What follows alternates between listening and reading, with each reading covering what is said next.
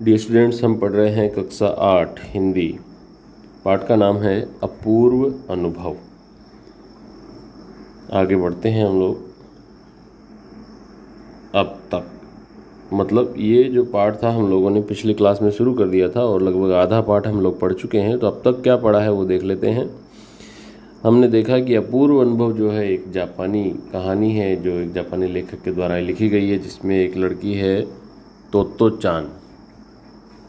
उसने असल में ये पूरी कहानी लिखी है, ये पूरी पुस्तक लिखी है और उसी पुस्तक का एक हिस्सा हमारे यहाँ पढ़ने के लिए दिया गया और उसी पाठ का नाम रखा गया है अपूर्व अनुभव। उसमें एक छोटे से कस्बे में रहने वाली एक लड़की एक स्कूल में पढ़ती है, जहाँ पर ऐसा रिवाज है कि स्कूल के आसपास के जितने पेड़ हैं सब बच्चों ने एक एक पेड़ अपने नाम पर लिया हुआ है और वो फुर्सत के समय में उस पेड़ पे जाके बैठते हैं और खेलते हैं।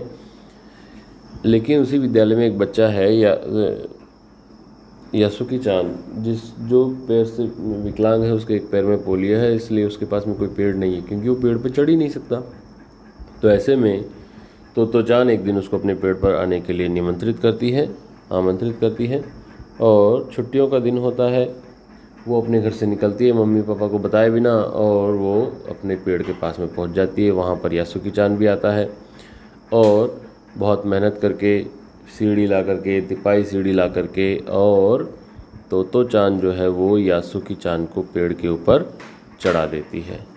यहाँ तक का हमने पढ़ लिया था। देखिए मैं दिखाता हूँ आपको, ये देखिएगा, ये यहाँ हम लोग पहुँच गए थे जहाँ दिया हुआ है। देखो मैं यहाँ से एक बार पढ़ के बताता हूँ। उन दोनों को ये बिल्कुल भी पता न चला कि कितना समय यासुकी चान को ऊपर तक चढ़ने में लगा। सूरज का ताप उन पर पड़ रहा था, पर दोनों का ध्यान यासुकी चान के ऊपर तक पहुंचने में रमा था। तो चान नीचे से उसका एक एक पैर सीढ़ी पर धरने में मदद कर रही थी। अपने सिर से वह उसके पिछले हिस्से को भी स्थिर करती थी। यासुकी चान पूरी शक्ति के साथ जूझ रहा था और आखिर वह ऊपर पहुँच गया। यहाँ तक हमने पढ़ लिया था। अब उससे आगे हम लोग पढ़ने वाले हैं। जैसा कि आप चित्र में देख पा रहे होंगे किस तरह से वो दोनों चढ़ने का प्रयास कर रहे हैं। और जैसे ऊपर पहुंचे तो हुर्रे, पर उसे अचानक सारी मेहनत बेकार लगने लगी। मतलब वो सीढ़ी के ऊपर तो पहुंच गया है, लेकिन अचानक से ही क्या हुआ, सारी मेहनत बेकार लगने लगी। भाई ऐसा क्या हुआ? देखो, तो चांद तो सीढ़ी पर से छलांग लगाकर द्विशाखा पर पहुंच गई। द्विशाखा मैंने पहले भी बताया था।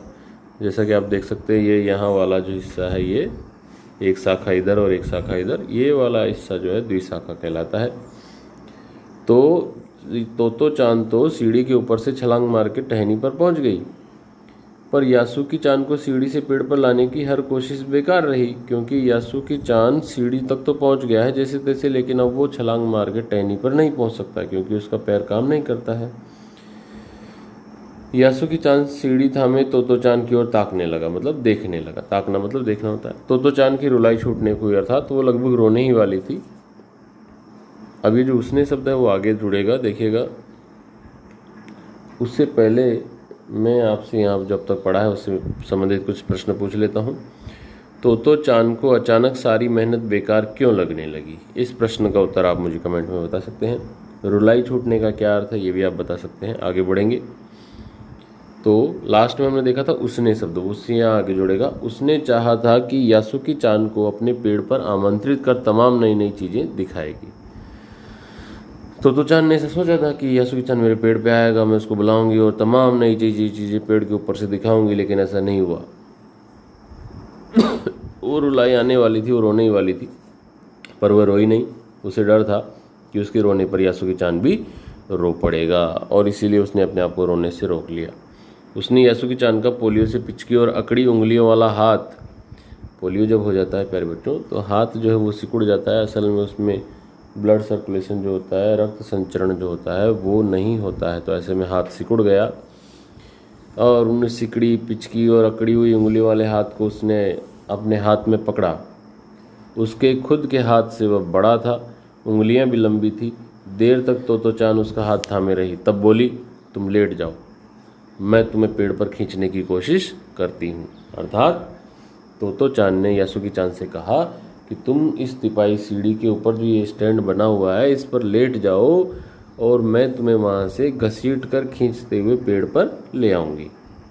उस समय द्विशाखा पर खड़ी तोतोचान द्वारा यासुकी चान को पेड़ की ओर खींचते अगर कोई बड़ा देखता तो वह जरूर डर के मारे चीख उठता, क्योंकि आप समझ सकते हैं कि एक बच्चा तिपाही सीढ़ी पर लेटा हुआ है और एक बच्ची पेड़ की शाखा पर खड़ी हुई है और वो उसको हाथ पकड़ के खींच रही है।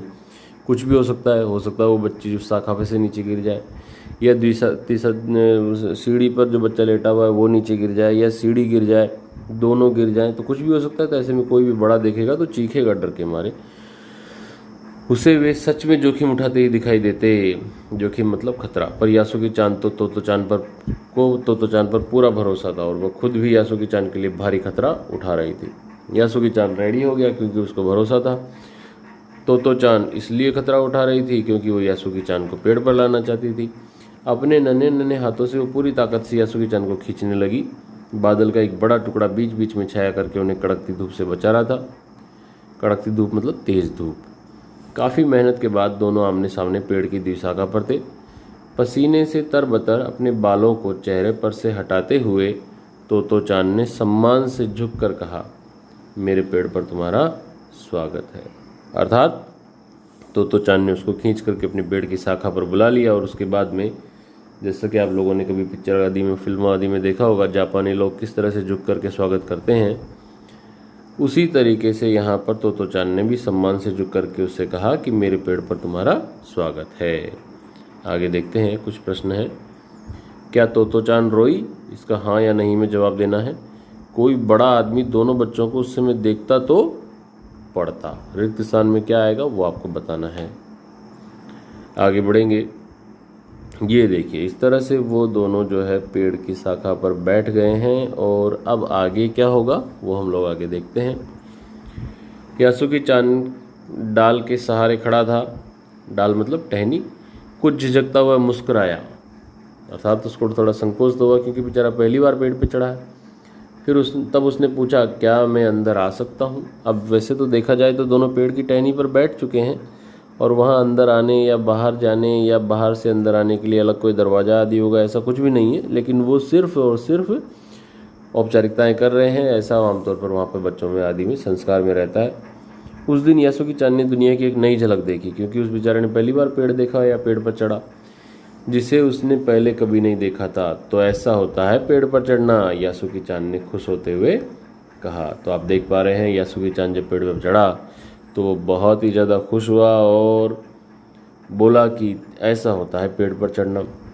वे बड़ी देर तक पेड़ पर बैठे बैठे इधर उधर की गप्पे लड़ाते रहे, अर्थात इधर उधर की बातें करते रहे।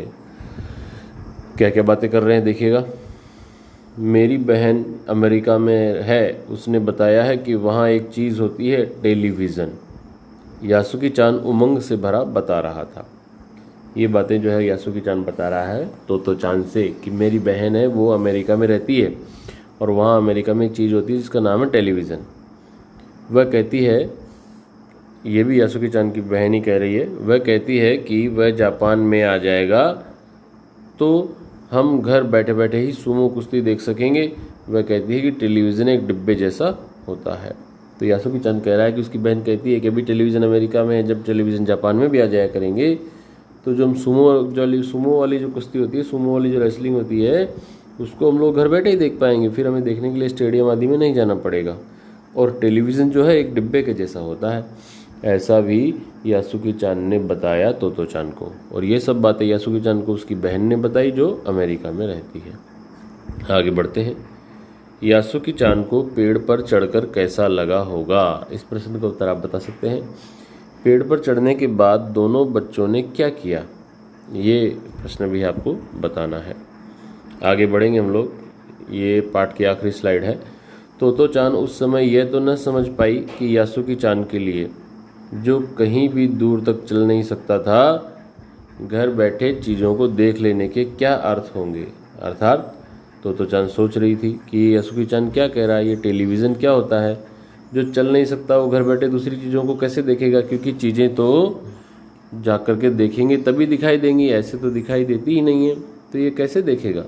क्योंकि वो छोटी बच्ची है, उसको ये बातें समझ नहीं आई। वह तो यही सोचती रही कि सुमो पहलवान घर में रखे किसी डिब्बे में कैसे समा जाएंगे। अर्थात पहलवान, सुमो पहलवान बहुत बड़ा होता है, आप लोगों ने भी देखा होगा। तो वो एक टीवी जैसे छोटे से डब्बे में कैसे आ जाएगा, उसका तो बहुत बड़ा आकार होता है। ऐसा वो सोच रही थी, क्योंकि उसने पहले कभी टीवी देखा नहीं था। उसको समझ नहीं आ रहा था कि टीवी में कोई भी चीज़ें कैसे आती होंगी, क्योंकि वो सोचती है कि उनका आकार तो बहुत बड़ा होता है। पर बात उसे बड़ी लुभावनी लगी, मतलब अच्छी लगी, इंटरेस्टिंग लगी। उन दिनों टेलीविज़न के बारे में कोई नहीं जानता था, इसीलिए तोतो-चान ने भी ऐसा कहा। पहले पहल यासुकी-चान ने ही तोतो-चान को उसके बारे में बताया था। पहले पहल मतलब पहली बार। पेड़ मानो गीत गा रहे थे और दोनों बच्चे बेहद खुश थे। यासुकी-चान के लिए पेड़ पर चढ़ने का ये पहला और अंतिम मौका था। तो प्यारे बच्चों, ये था आपका पाठ जो कि तेत्सुको कुरियानागी ने लिखा है जापानी में, और इसका अनुवाद जो है पूर्वा याज्ञिक कुशवाहा ने किया है। ये आपका गृह कार्य है जो आपकी पाठ्य पुस्तक के प्रश्न हैं। आपको इन प्रश्नों के उत्तर लिख करके मुझे भेजने होंगे। आज के लिए इतना ही है। Thank you.